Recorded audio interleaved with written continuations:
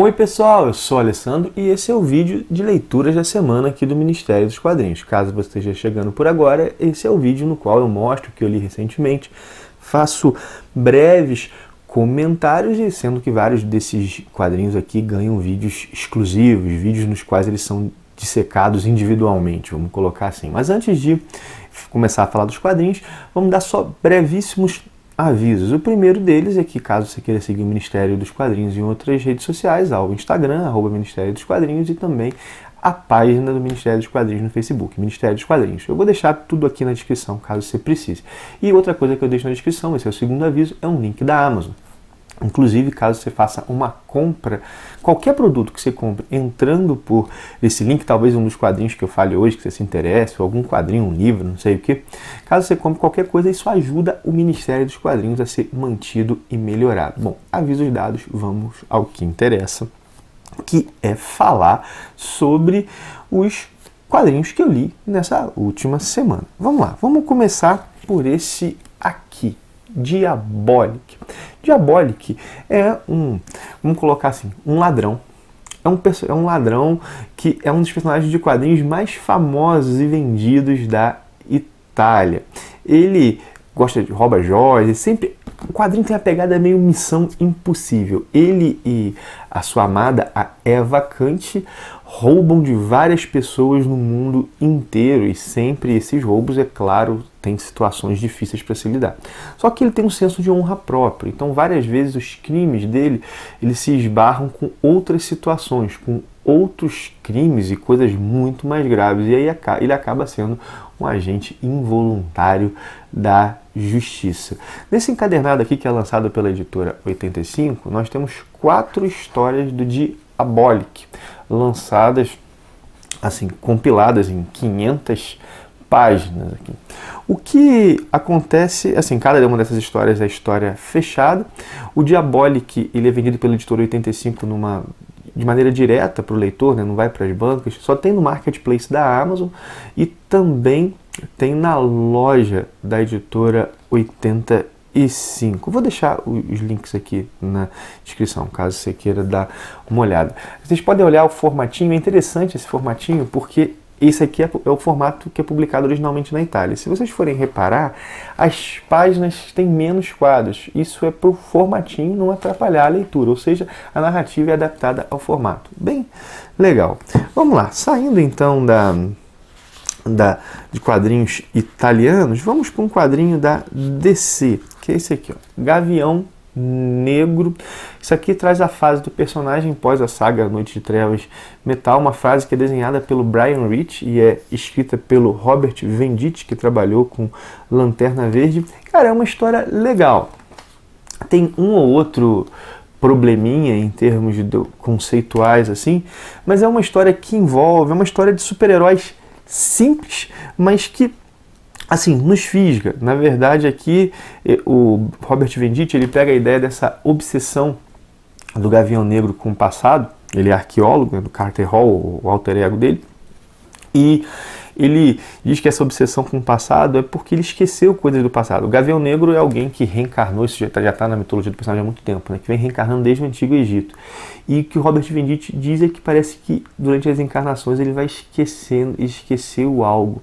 E esse algo diz respeito ao passado, mas também ao futuro. Então tem esse mistério, é esse mistério que move a trama, que é divertida de ler. Tem os desenhos do Brian Rich, que eu sempre gosto.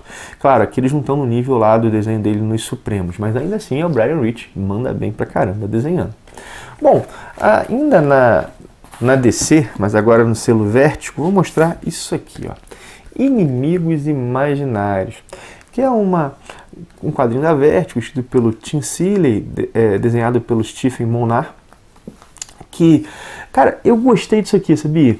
É um quadrinho, por que eu tô falando assim, eu gostei disso aqui? Porque é um quadrinho que não despertava grandes expectativas. Primeiro porque esses últimos quadrinhos da Vértigo não têm sido grande coisa. Segundo porque o Tim Seeley não é um autor tão consagrado assim, ou pelo menos talvez eu desconheça, né? Talvez tem grandes obras, mas para mim não é um autor que gera assim grandes expectativas, mas que entregou uma história bem legal, sabe? Uma história que tem ares dessa Vértigo mais raiz, essa Vértigo dos anos 90. O que nós temos aqui nessa história?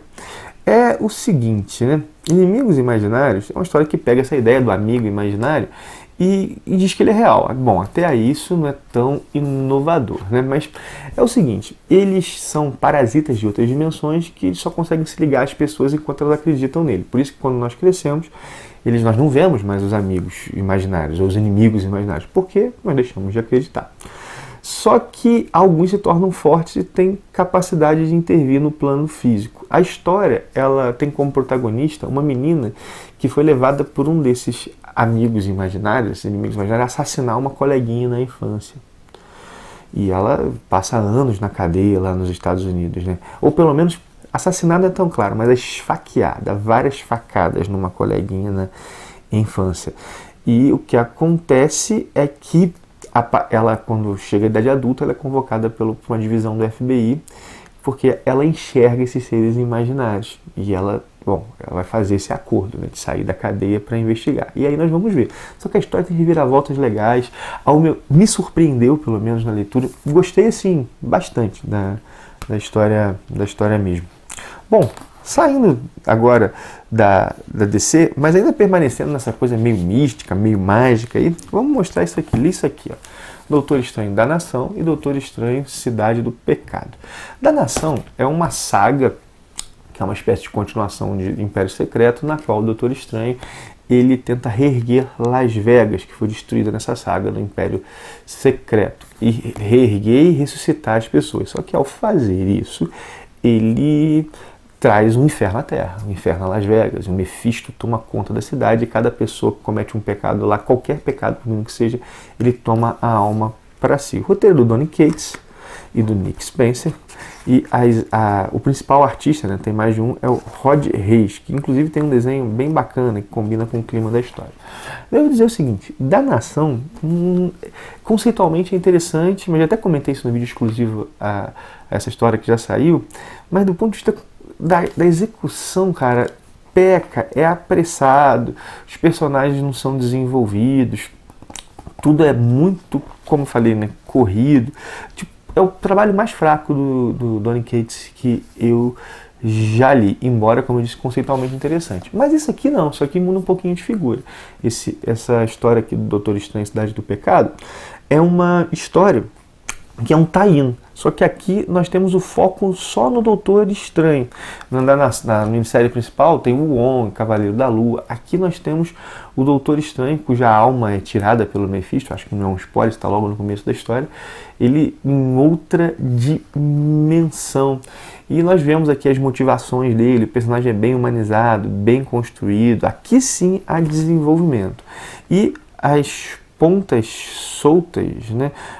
As ideias criadas lá pelo Jason Aaron, antes até do Donny Cates, essas pontas são fechadas aqui para abrir portas para a próxima fase, aí, que vai ser a fase do Mark Waid. Isso aqui foi bem legal, já da Nação, nem tanto. Agora, continuando ainda na Marvel, li 2 mensais, li números das 2 melhores mensais atualmente da Marvel no Brasil, na minha opinião, que são Capitão América e Venom. Venom também do Donny Cates. Aqui, se Da Nação, o pior trabalho do Donny Cates que eu já li, Venom é o melhor. Venom é uma história de terror cósmico.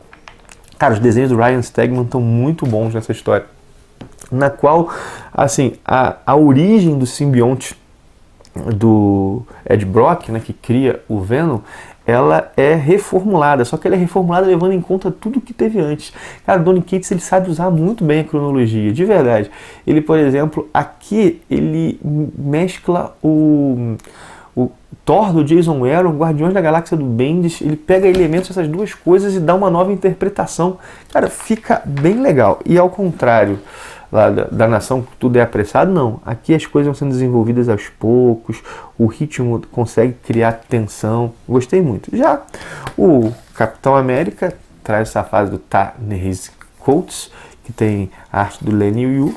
E essa edição é uma edição que tem mais ação, bem mais ação que as 2 primeiras. Embora, na verdade, a ação aumentou da primeira para a segunda, da segunda para a terceira. Mas aqui nós temos basicamente o Capitão América indo resgatar Sharon Carter, que foi feita prisioneira pela grande antagonista desse arco, que nós vemos aqui, que é uma russa.